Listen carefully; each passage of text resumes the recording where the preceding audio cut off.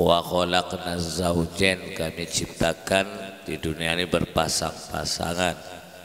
Ada siang, ada malam, ada laki, ada perempuan, ada kaya, ada miskin, ada senang, ada sedih, ada pejabat, ada rakyat, ada sehat, ada sakit, ada hidup, ada mati.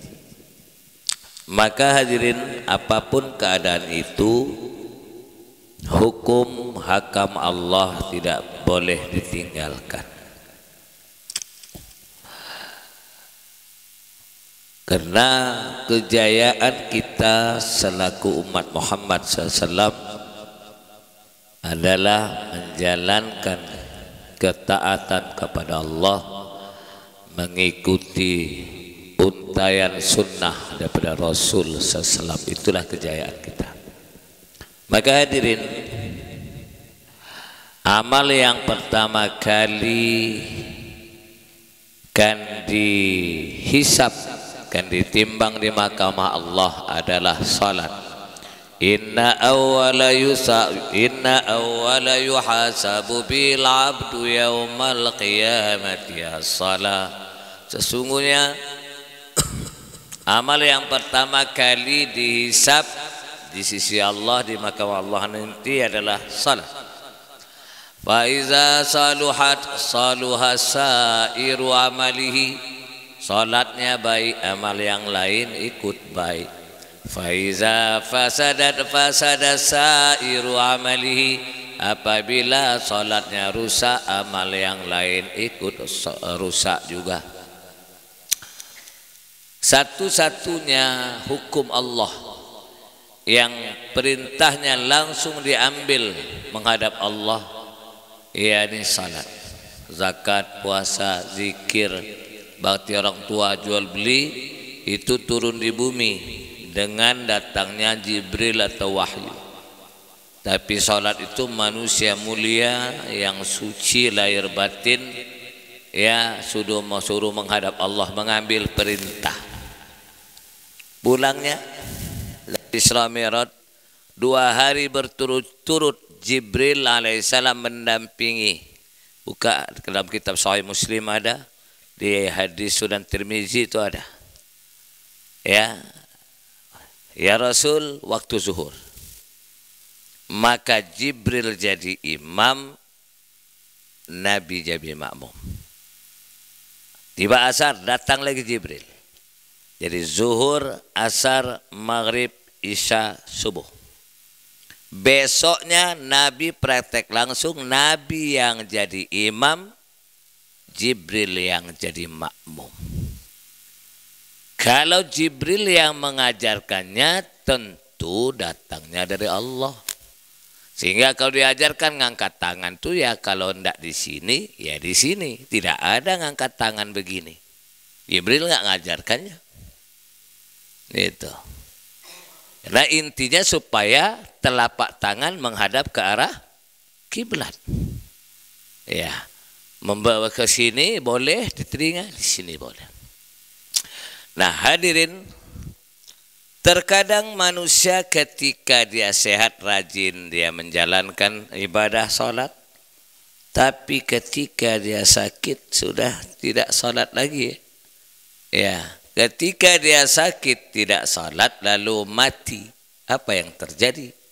Satu salat saja ditinggalkan tanpa uzur syar'i, maka namanya sudah tertulis di gerbang neraka, tercatat sebagai calon penghuni neraka. Tapi kalau dia sakit 5 hari lalu dia tidak tahu kelemahan iman, tidak salat, sembuh, masih mending, masih ada waktu memohon ampun. Ya Allah, 5 hari salat, 25 salat tinggal, ya Allah, mohon ampun ya Allah. Masih ini ada kesempatan untuk memohon ampun dan Allah akan mengampuninya. Tapi yang repot ini waktu sakit masih minta tahu, tak bakso, ya, tapi tidak salat. Terkadang memang waktu sehat saja tidak salat, apalagi sudah sakit. standar orang itu masih terkena kewajiban sholat. Kita lihat, wala tasqutu sholatu madama yaqilu. Tidaklah gugur kewajiban sholat selagi akalnya berfungsi. Nah, kalau dia sudah gila, pingsan, atau pikun yang berat, tidak kena kewajiban lagi. Ini. Akalnya masih berfungsi, saat itu kewajiban sholat tetap harus dilaksanakan. Kasihan, kita dibaringkan di alam kubur, dimiringkan kanan menghadap kiblat, pasang papan, timbun. Ya. Baru beberapa langkah orang-orang tercinta, tersayang akan meninggalkan kita. Ya tiyahu malakan al-munkar wan nakir. Sudah tiba di hadapannya dua malaikat mungkar untuk bertanya, nakir siap menggada. Kalau tidak bisa menjawab. Nah, datangnya itu dari arah kaki. Buka tafsir Qurtubi. Maka dari arah kepala, faqamat sholatuhu, pahala solat berdiri. Apa kata pahala solat? Fala sabila alaikum ayyakhuzau, sudah ada jalan bagimu mengazab dia ini. Kalau ada pahala, kalau tidak dapat pahala, apalagi nggak solat, nggak tahu lagi terjadi. Lalu ke arah tangan kiri kan ditarik. Zakat, infak, sedekah termasuk daging kurban yang dia bagikan. Allah membela. Di kanan puasa, membela puasa Ramadan, puasa sunnah. Di kaki itulah baca Quran, bakti dengan orang tua, jual beli yang baik, bermuamalah muasyarah dengan keluarga yang baik, hajinya, umrohnya. Subhanallah, ini sesungguhnya. Ya, dan setiap amal ibadah yang dinilai oleh Allah Ta'ala itu pertama adalah kualitas, baru kuantitas. Mutunya dulu, baru jumlahnya. Ya, bukan banyak saja. Untuk itulah hadirin, sakit dia, lalu tayamum. Sakit apa?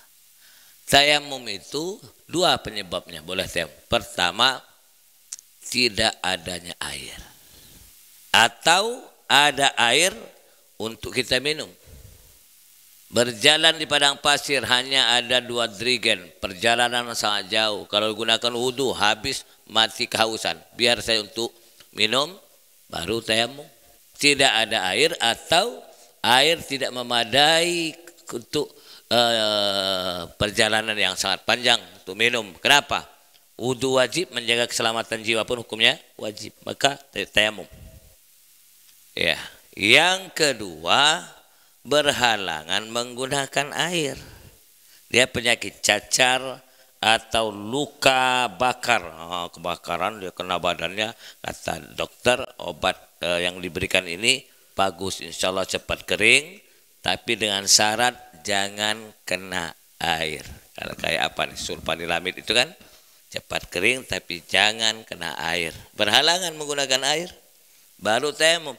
Lah masih bisa dilap, kadang dia masih turun basuh, lalu ya tayamum, ya tidak sah itu.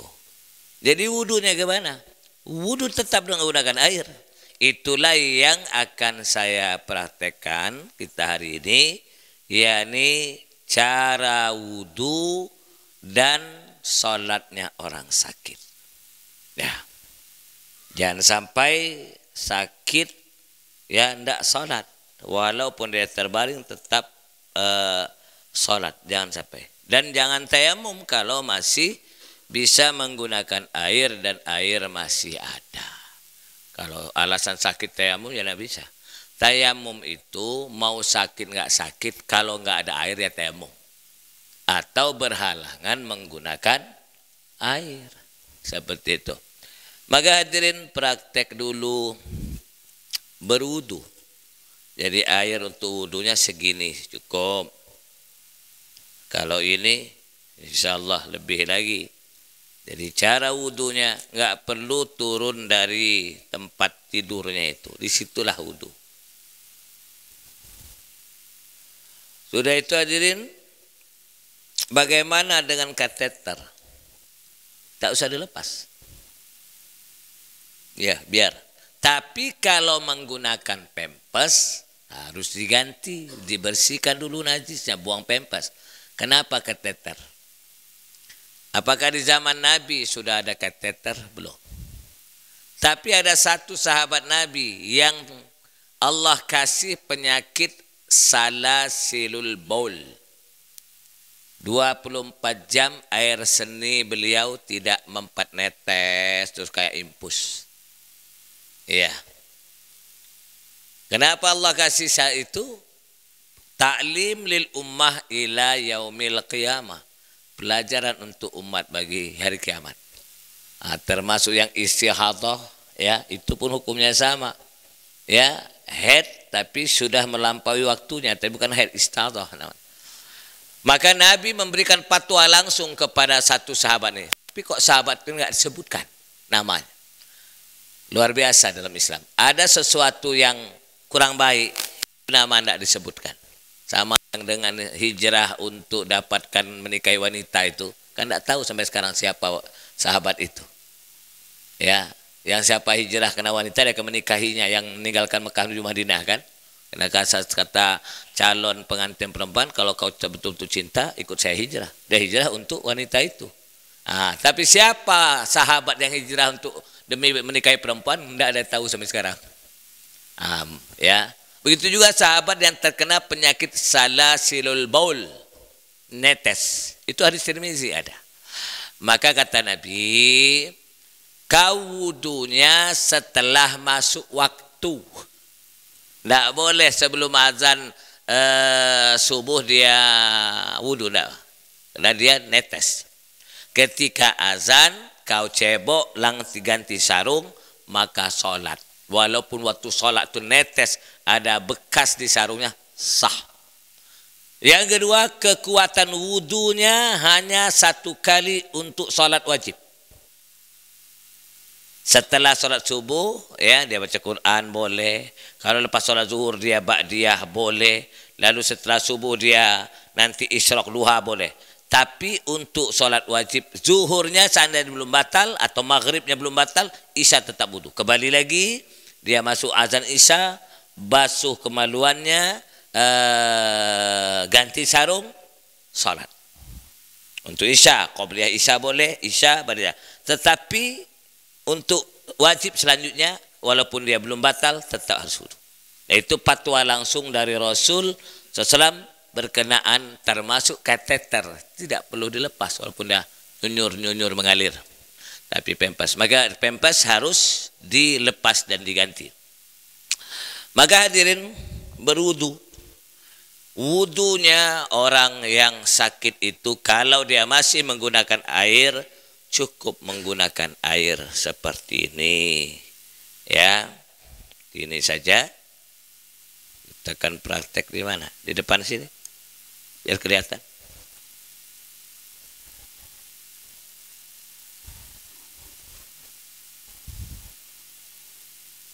Tak usah pakai kursi ya. Tapi ibu-ibu nggak kelihatan. Kumaha. Ada kursi kecil.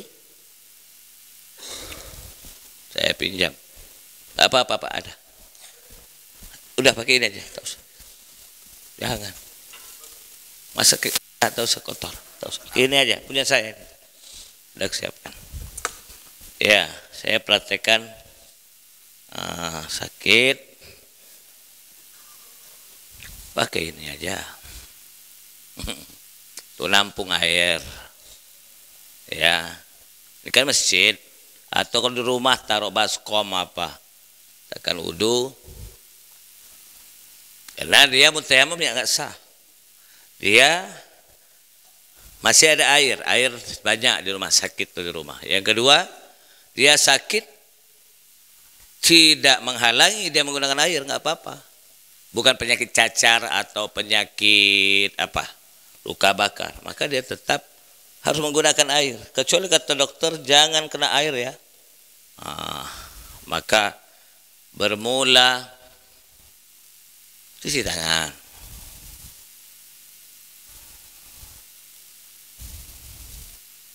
Itu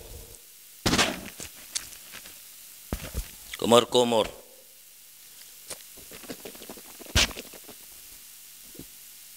Ditelan, dimuntahkan masjid.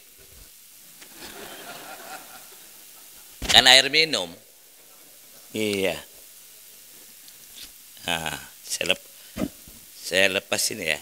Iyalah. Ya, sudah. Jumlahnya sudah tadi. Lalu muka.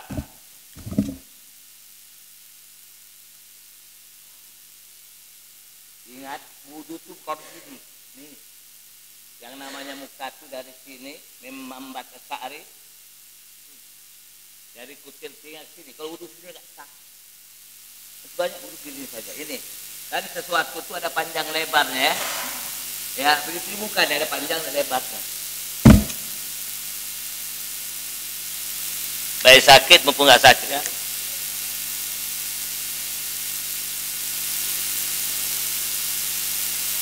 Berapa kali? Baru 2. Yang terus serius enggak, saya malu saya.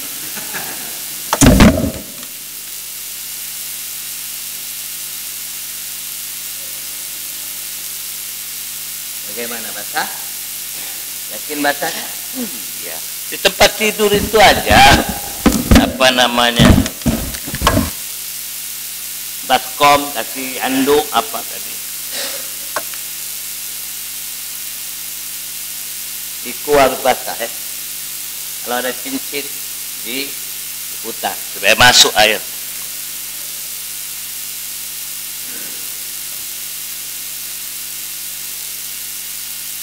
Kita ambil sunnahnya, basuh 3 kali.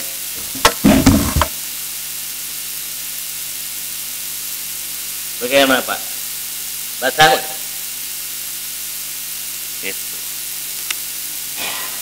Itu yang kiri sama, ingat siku harus basah.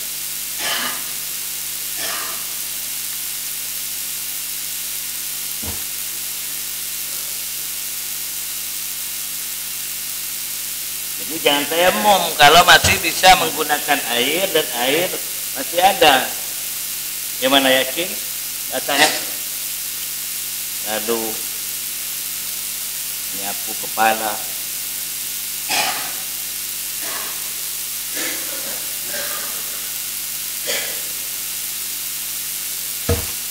Telinga, bukan begini, noal telinga itu nama.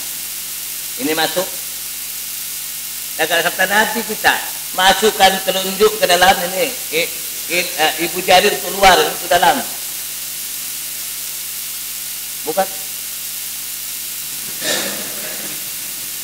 Supaya daki-daki busa-busa sabun konoal telinga kan toharoh namanya, bersuci.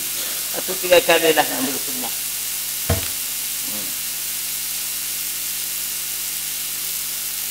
Detil Nabi ngajarkan.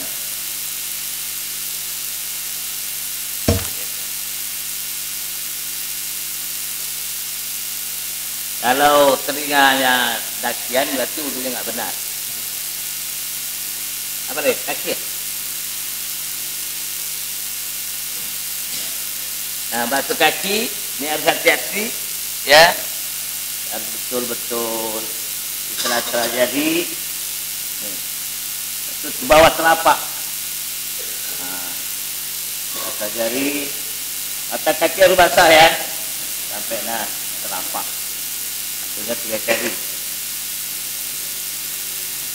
Bagaimana? Basah? Ya, kasih.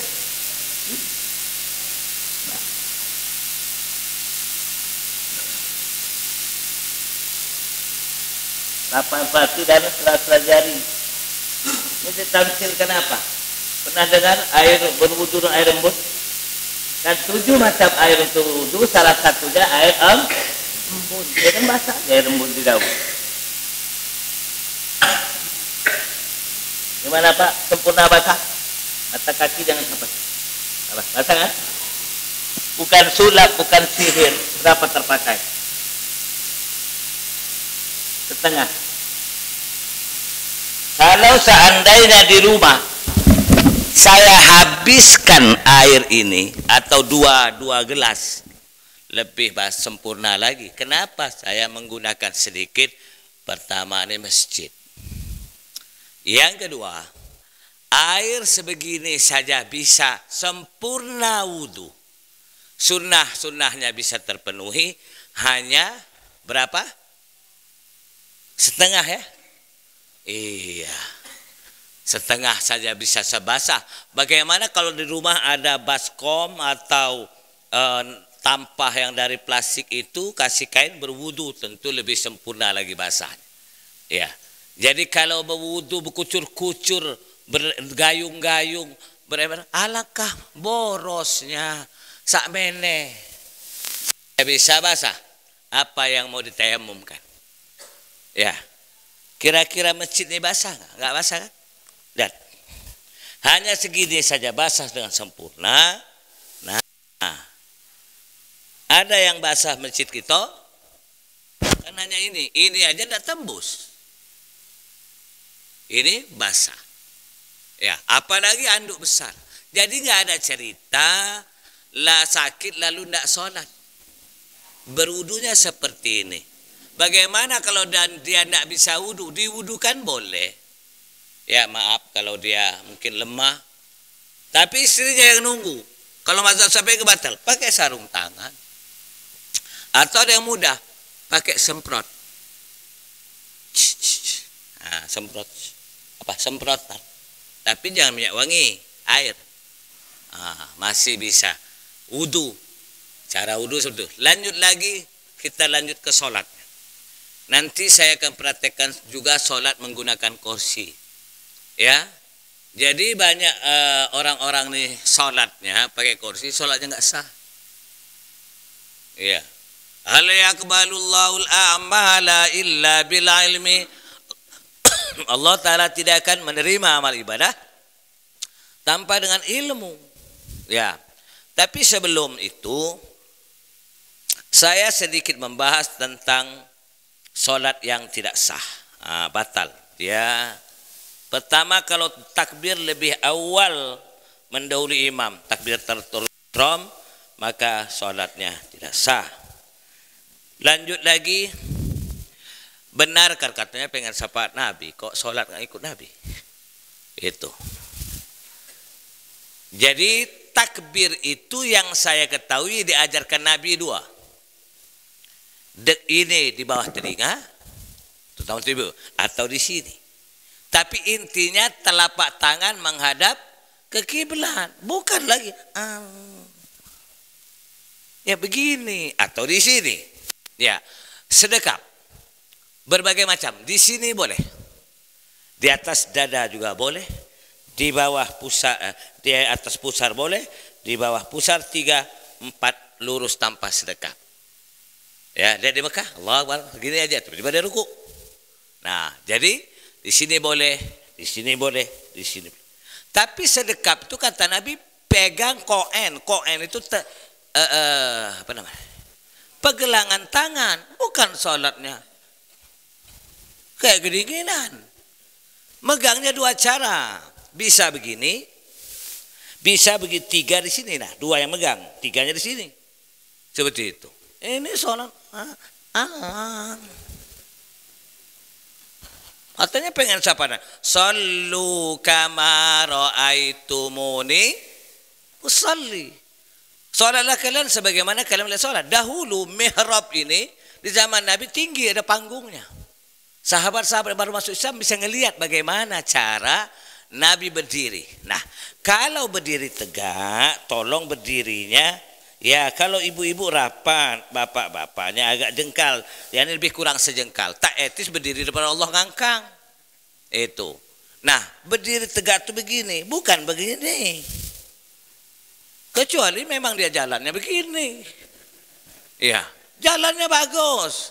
Berdiri di hadapan Allah kok.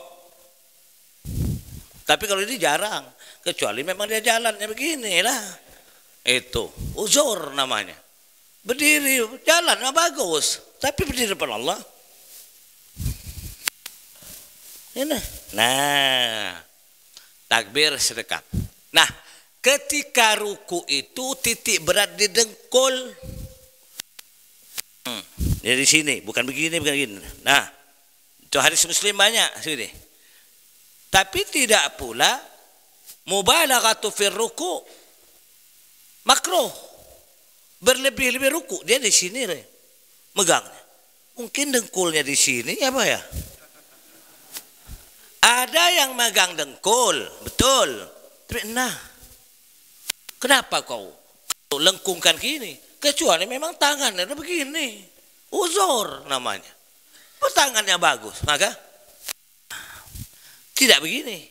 Itu mubalaghah biruku, makruh. Jangan ngeper-ngeper. Salah satu harakatin mutawaliyatin, 3 gerakan berturut-turut batalat sudah ruku. 3 gerakan batal. Sami Allahu liman hamidah. Begini, bukan sami Allahu liman hamidah begini. Ini bukan doa. Pernyataan sesungguhnya Allah Maha mendengar bagi hamba yang memujinya. Rabbana lakal hamdu, wahai Rabb kami pujian hanya milikmu. Jadi sami Allahu liman hamidah, Rabbana lakal hamdu, bukan sami Allahu liman hamidah. Mau doa?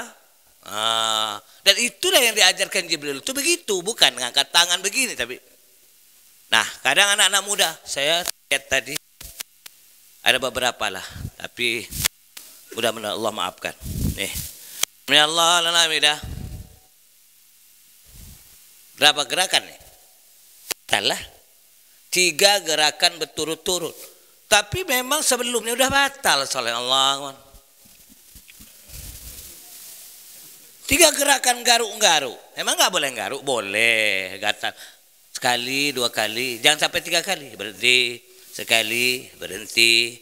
1 kali, 2 kali berhenti. Nggak batal. Tapi kalau udah ngelus-lus jenggot. 3-4 kali ya batal lah. 3 gerakan berturut-turut. Ternyata Nabi sudah memprediksi, sudah memberitahu. Kamin musallin laisa lahu min salatihi illa saharu. Berapa banyak orang sholat tidak dapat apa-apa kecuali lelah letih saja. Kalau nggak dapat pahala, apa yang akan ditimbang?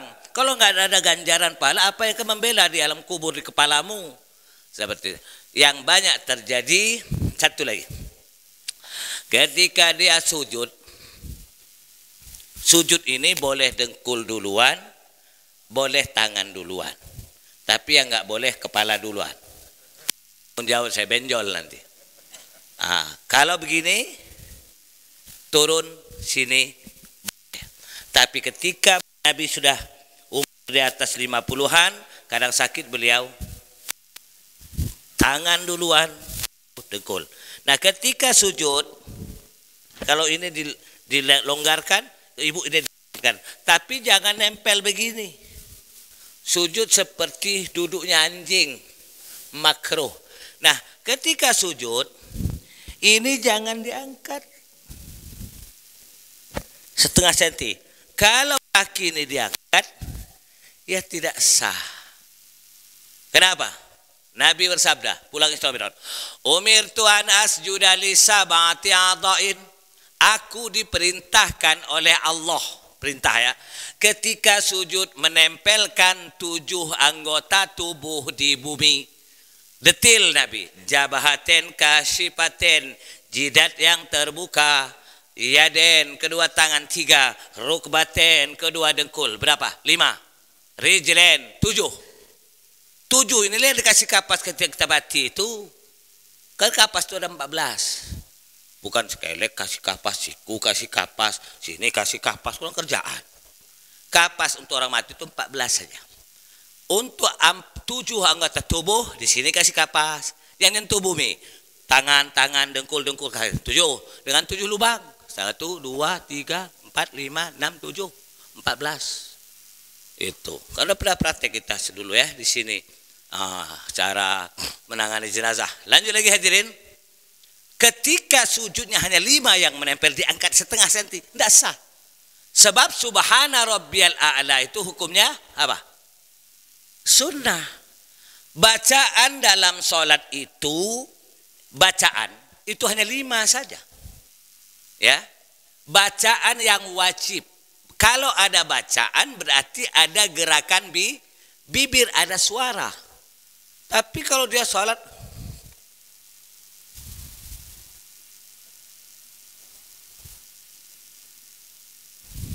ya tidak sah.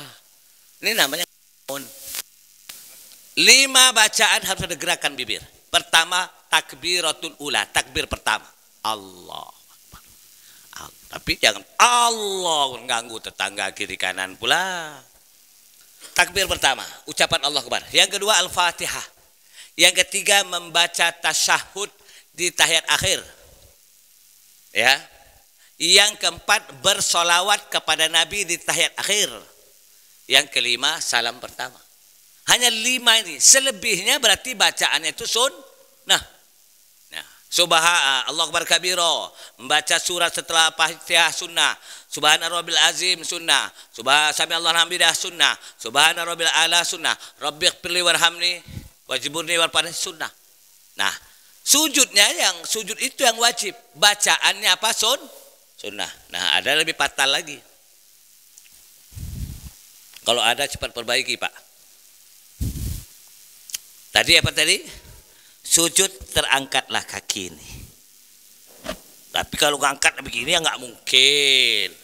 Sedikit terangkat. Lah berarti sujudnya tidak sah. Kalau sujudnya tidak sah, kena sujud di rukun berarti apa? Sholatnya tidak sah. Yang kedua, al-julus baina sajadataini, duduk di antara 2 sujud. Lihat. Masih ada. Nah, belajar dari mana ini? Padahal duduk di antara 2 sujud itu 2 yang saya tahu. Apa kata Nabi dalam hadis Tirmizi? Duduki kaki kiri, tegakkan kaki kanan. Nah ini. Ngadap kiblat. Yang kanan tegak. Kecuali uzur. Cantengan, asam urat berdenyut-denyut, kaki ini. Ya. Ini tegak. Atau cara kedua, waktu beliau salam kurang sehat, maka dua-duanya ditegakkan. Rabbighfirli warhamni wajburni warfa'ni, itu hukumnya apa? Sunnah, duduknya ini. Iya. Nah, ada yang gendut-gendut lagi. Nah, nggak tahu belajar dari kitab mana ini. Apa kitabnya Wiro Sableng? Muridnya Sito Gendeng. Kan jelas, rinci. Kenapa? Jibril jadi imam, kan Nabi di samping kanannya. Ya, ngelihat, oh begini. Pulang Isra Mi'raj kan langsung 2 hari berturut-turut. Jibril jadi imam, Nabi jadi makmum 5 waktu. Lalu Muhammad SAW, kau jadi imam, aku jadi makmum. Dikontrol langsung. Ya, jadi nggak ada cerita begini. Masih banyak juga. Jelas kata Nabi, duduki kaki kiri, tegakkan kaki kanan. Allahu Akbar. Ada seseorang duduknya betul, tegak. Ngelamunlah dia, nggak baca Rabbighfirli warhamni. Cicilan motor nunggak 2 bulan. Sah yang wajib. Ada kedua, nah dia silang. Rabbighfirli warhamni wajbur. Dia hayati, dia kena tahu maknanya. 0. Kena duduknya ini yang wajib. Rabbighfirli warhamni itu hukumnya sunnah. Kelihatan Ibu? Lihat. Yang saya diajarkan itu habis sujud, kata Nabi, tegakkan kaki kiri, duduki kaki kiri, tegakkan kaki kanan. Nah, Rabbighfirli warhamni hukumnya duduknya ini. Atau Nabi pernah pernah mempraktekkan begini. Ya Rasul, kenapa duduk di antara tidak sama dengan yang kemarin? Aku sakit, kata Rasul. Jadi dua-duanya menghadap ke arah lebih baik begini daripada yang begini, daripada gini. Lebih parah lagi kalau dia begini. Ini anak kecil cucung duduk ya. Gini. Ya, tapi Pak Ustadz ternyata sholatku sekarang sah ya. Tapi ingat hadirin, setelah belajar ada perbaikan, revisi, salah masa silam Allah maafkan. Setelah kita ada perbaikan, dulu banyak dosa, lalu kita hijrah, Allah Ta'ala tidak pernah mengungkit masa silam kita. Siapa dan apa perbuatan kita yang dilihat oleh Allah sekarang. Itulah Rahman dan Rahimnya Allah. Ya, apapun perbuatan masa muda, tidak sholat, kalau toh sholat salah, setelah ada perbaikan, revisi, maka Allah Ta'ala memandang sekarang. Tidak pernah mengungkit masa silam siapa dan apa. Untuk Allah haramkan, tidak boleh menceritakan masa silam kita apa. Allah nggak suka. Aku tutup kenapa kau buka? Dengan siapapun juga. Jadi yang repot ini ndak mau ngaji, salah terus.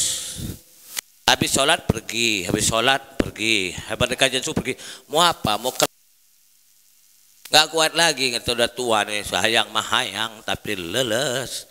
Wan hati babu jiwa. Ya, duduk dah di Masjid Salim. Lanjut lagi, kalau tahiyat bukan begini. Kalau di pesantren kena pukul, kalau di sini ini kena pukul, ini ke depan ini yang kena pukul. Lihat kata Nabi, mutahiyat awal, mutahiyat akhir.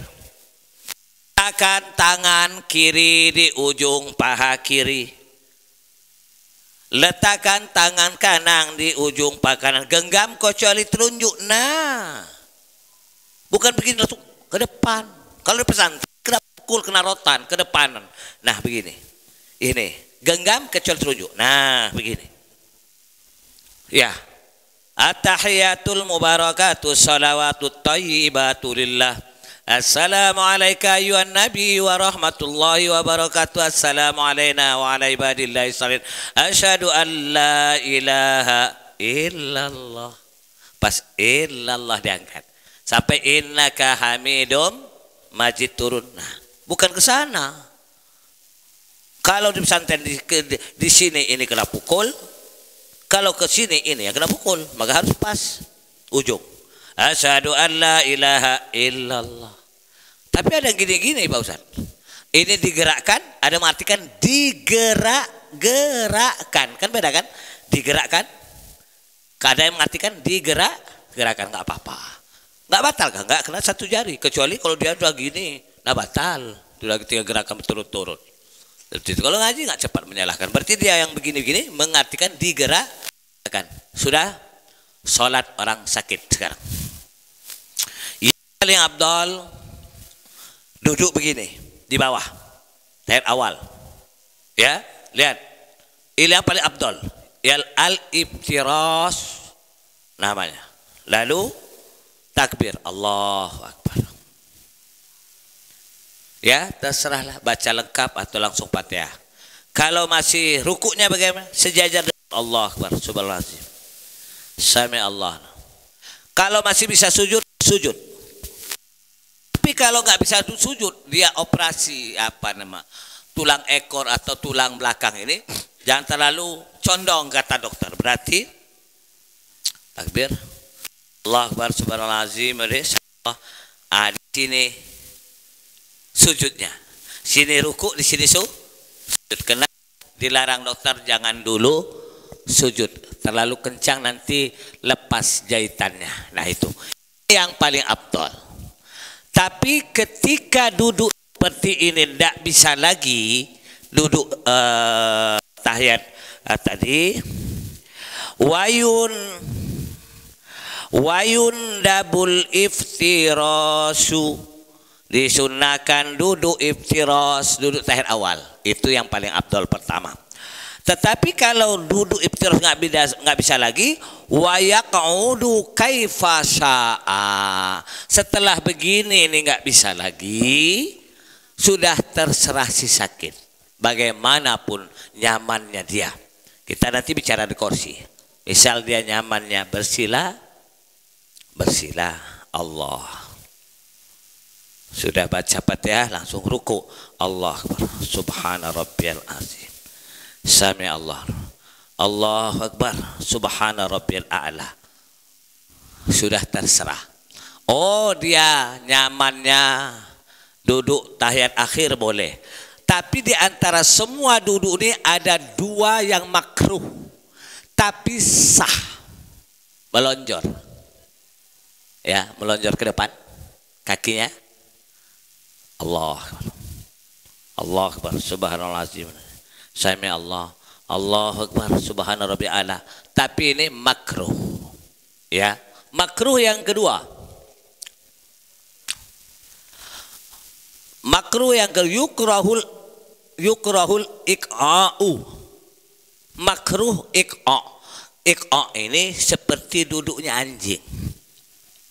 Tadi ngelonjor. Allah. Ini sah tapi makruh. Kan duduknya anjing. Tapi makruh, tapi sah. Kalau dia bisanya begini, kena diluruskan ini sakit, begini, menyender nggak apa-apa. Kena apa tadi? Saya ulang lagi. Si sakit yang abdol duduk begini, ini paling abdol. Tapi ketika duduk dia nggak bisa lagi, sudah terserah kita.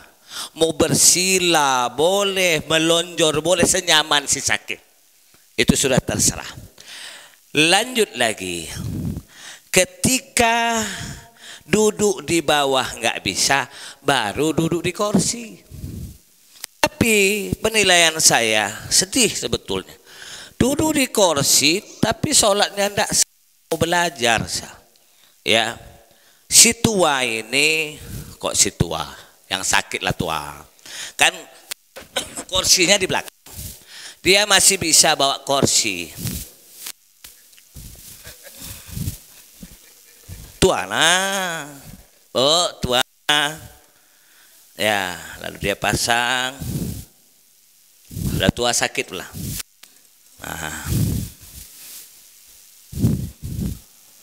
Allah Akbar, ya ndak sah.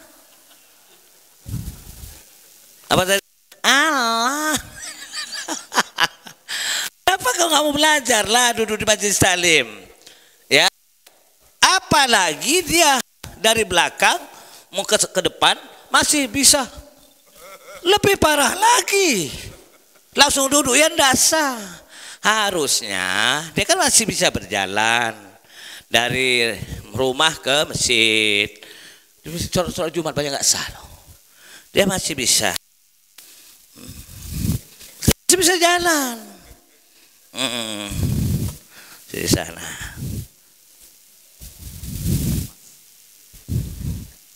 Allah Akbar. Kira-kira gak kuat baru duduk. Kenapa? Dia kan masih mampu berjalan. Berdiri hukumnya wajib karena dia masih mampu berdiri. Cepat duduk. Kenapa? Kembali lagi, menjaga keselamatan jiwa pun hukumnya wajib. Jadi dua-dua wajib tertunai. Ini masih bisa. Bahkan masih bisa bawa mobil metik, masih bisa bawa motor, mengambil kursi berjalan. Langsung apa tadi? Ngadep sinilah, pasang, langsung dulu. Allah, ya rasa. Paham, Bu? Kecuali dia digotong dengan kursinya. Bapak ini memang ahli ibadah. Pas sakit dia nggak ke masjid lagi. Pas Jumatan dengar azan nangis. Nah, Jumatan, ayah kan. Papa kan uzur, sholat zuhur aja enggak lah, Jumatan. Ada kata anak daripada dia stres dan apa, kita angkat yuk, dibawa lah kursi roda, dibawa tegakkan di masjid. Nah itu duduk memang digotong dengan masjidnya, dengan masjidnya, dengan kursinya.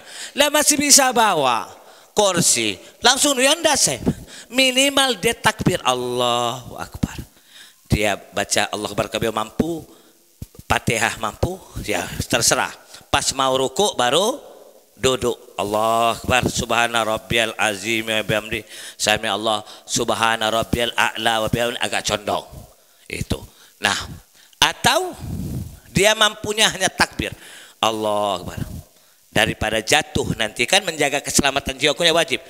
Takbir baru duduk. Karena dia mampunya hanya sebatas takbir lalu duduk. Ini langsung duduk. Allah Akbar. Ya rasa. Ya kan? Masih bisa bawa kursi, masih bisa berjalan dari rumah naik mobil, dari mobil naik ke sini masih bisa. Kenapa kalau langsung duduk? Ini. Ya, paham ini? Berarti berdiri dulu takbir.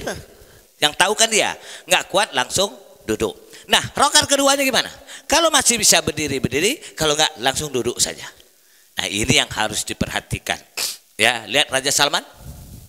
Kelemahan beliau kan rukuk menentukan, tapi beliau ke Indonesia lihat, ya, dia selalu berdiri seperti itu.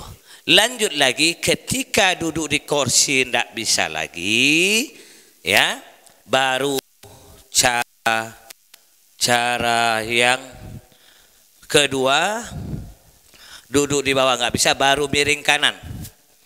Duduk udah nggak kuat lagi, maka miring kanan. Kasih bantal yang dua bantal, tapi bantalnya yang bersih, ada ilernya.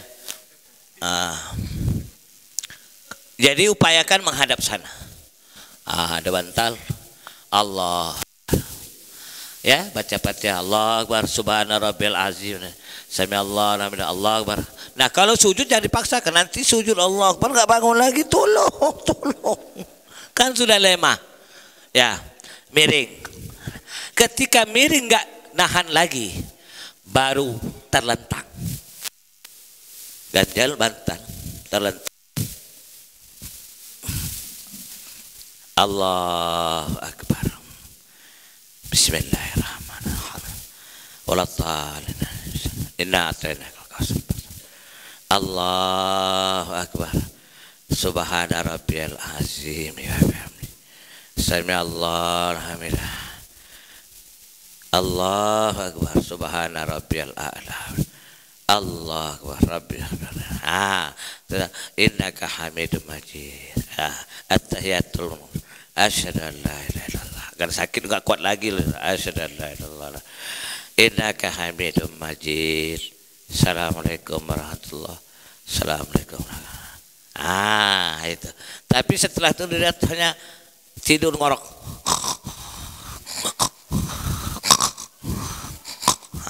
Berarti sudah nggak hilang ingatan, ya.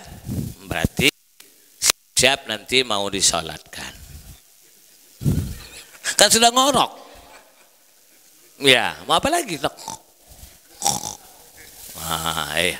Ya Allah. Nah, saat itu hanya eling, ngorok. Allah, Allah, Allah. Maka yang tua-tua ini ngaji, bagus ngaji tasawuf. Latih hati, tarik napas Allah, hembus napas Allah, napas Allah, sehingga saat ngorok itu seperti itu, ngaji tasawuf. Ya, kenapa? Kadang sudah tua ngelihat anak ribut, wah, pulang, pi, Allah Akbar. Anak kecil buat salah, Allah nggak marah kan? Nggak ditulis dosa. Kenapa kita ngamuk-ngamuk?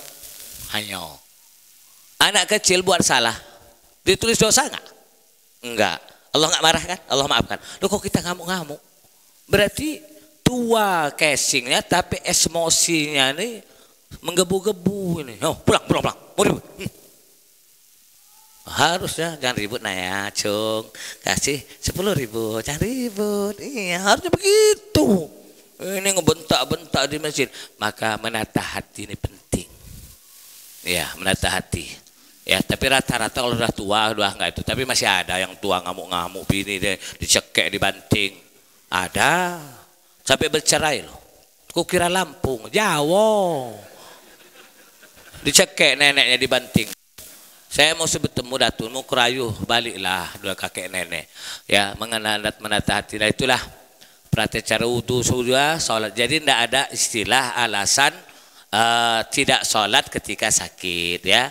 Yang sudah tua ikut suluk Pak ke Jawa sana 40 dikurung gitu. Kita dilatih zikir, tarik nafas Allah. Nanti kita ngorok, nanti kita Allah. Pas dihembus Allah, narik Allah. Berarti pas ngehembus nggak keluar lagi sudah dengan kalimat Allah. Kata guru saya ketika kaget, pas copot kosong.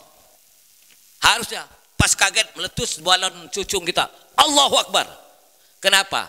Lisan ini terjemahnya hati. Sedih, hahaha, ketawa. Kan ini mana? Air putih, tumpah keluar air putih. Air isinya oli, tumpah oli, begitu ya ini. Iya. Kalau marah, ngamuk, berarti ini kosong. Kaget dia, sini, hatu lego. Ini bahaya. Harusnya ketika kaget. Khawatir pas kaget ngelihat malaikat maut nanti. Copot. Iya. Ini isinya apa? Akan terjemah ke mulut atau ke mulut. Sedih, gembira. Pas ke Allahu Akbar. Nah, itu berarti. Nah, maka perlu menatati, khawatir kaget ngelihat malaikat maut. Bentuknya bagaimana Pak Ustaz malaikat maut? Ya nggak tahu, belum ketemu saya. Tapi Nabi ceritakan. Makanya saya tahu. Rasul menyampaikan. Kalau berhadapan orang soleh atau orang yang sudah bertobat, dia ganteng. Ya, bawa 5.000 kawan, sapu tangan sutra hijau atau bunga mawar, diciumkan bergiliran. Berhenti ngomong terus kamu. Nah, yang kedua, kalau dia orang kafir atau ahli maksiat belum bertobat, dia mengerikan. Nah, itulah kayak orang ketakutan itu. Maka Allahumma hawwin alaina fi sakaratil maut. Cukup. Habis ini kan makan uduk. Cukup ya atau saya pertanyaan? Ada pertanyaan enggak? Nah, ayo. Masih ada waktu. Ya, silakan. Yang mana? Yang itu dulu. Baru ke sini bentar. Ya. Monggo. Waalaikumsalam warahmatullahi wabarakatuh.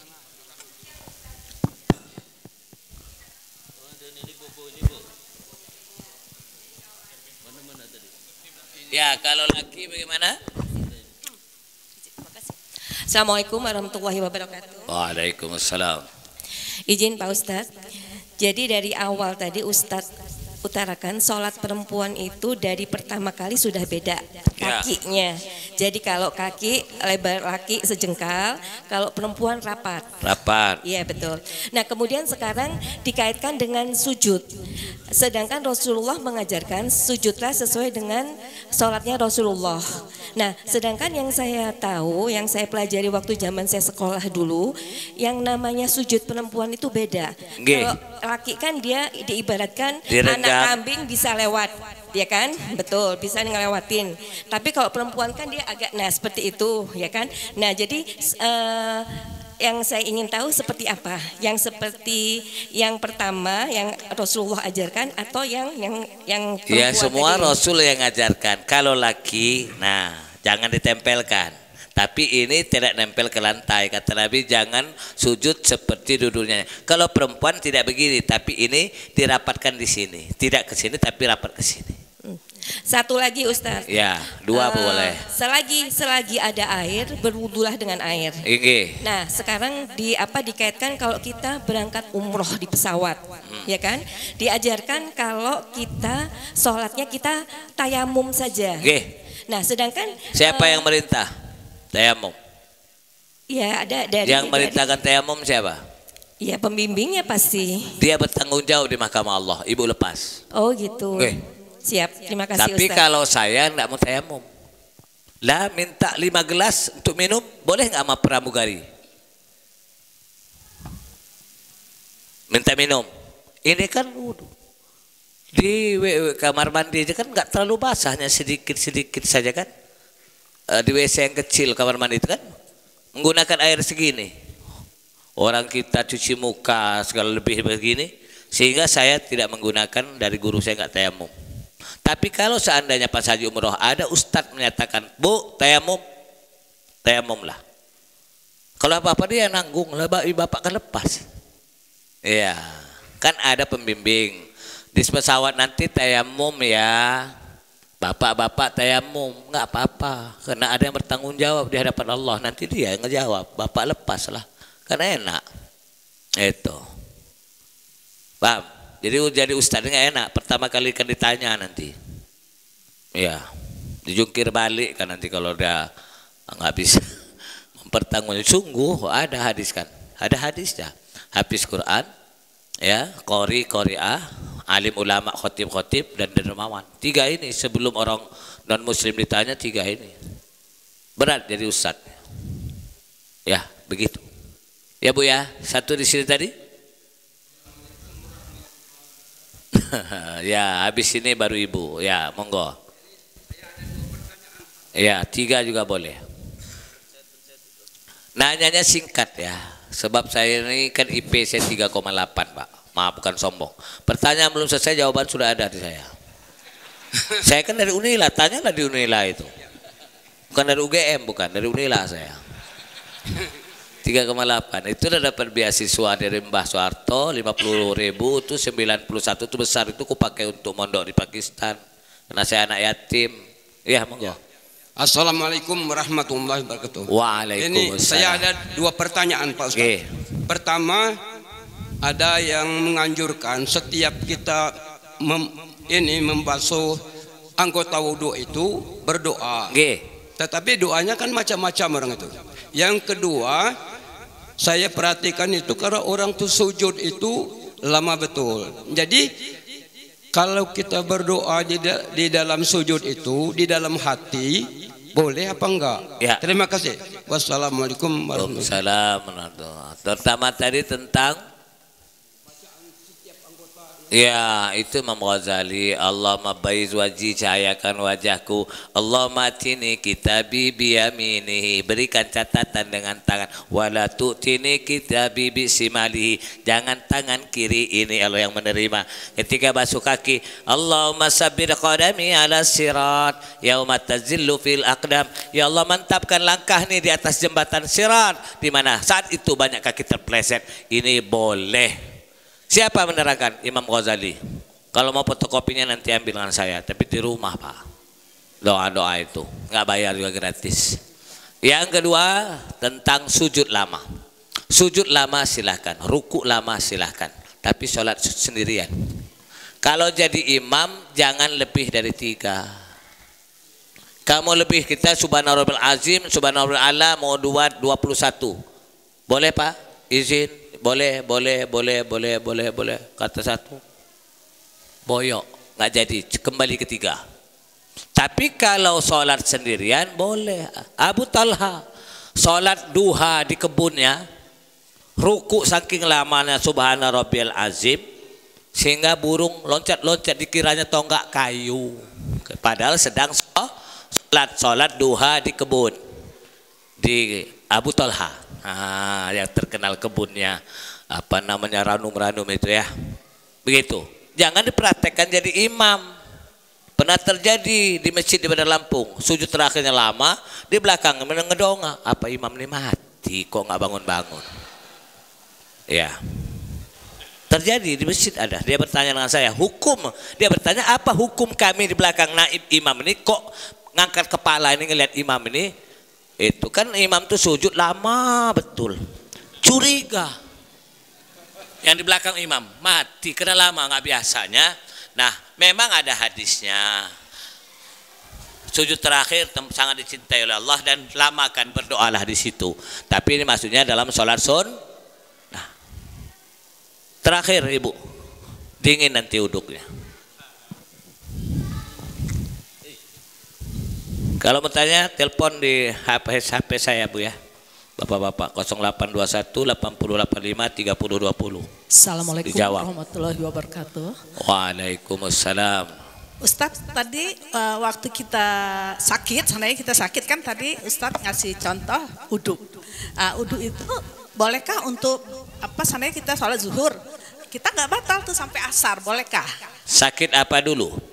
Tapi kalau sakitnya biasa, ya nggak apa-apa dari maghrib ke isya dengan wudu. Tapi yang salah silul bol, netes kencing, kateter atau maaf istihadah, fatwa langsung dari Nabi. kekuatan wudunya hanya sekali pakai untuk yang sholat wajib. Itu fatwa langsung dari Rasul ya jawabannya. Tapi kalau sakit demam kita dari wudu maghrib dipakai waktu isya nggak apa-apa. Yang nggak boleh hanya sekali pakai itu apa? Sakit saluran seni, netes terus atau pakai kateter, atau penyakit istihadah. Tahu istihadah? Masa haidnya sudah habis tapi darah masih ngeplek. Itu namanya istihadah. Nah, dua ini yang hanya sekali pakai. Terima kasih. Ya, ya cukup ya. Kalau ada pertanyaan lagi, ya nanti ya tanya di WA saya. Ya, itu dijawab. 0821 8085 3020. Kenapa? Bukan sok-sokan pesan guru. Saya tidak tahu bisa menjawab dengan benar satu pertanyaan, saya dapat ampunan Allah. Itu. Alhamdulillahirrahmanirrahim. Allahumma salli wa sallim wa barik alaih. Ya Allah, hari ini kami belajar tentang cara wudu dan cara sholat orang sakit. Seandainya pernah sakit dahulu ternyata salah ya Allah, karena kami belum belajar, maafkan khilaf salah kami.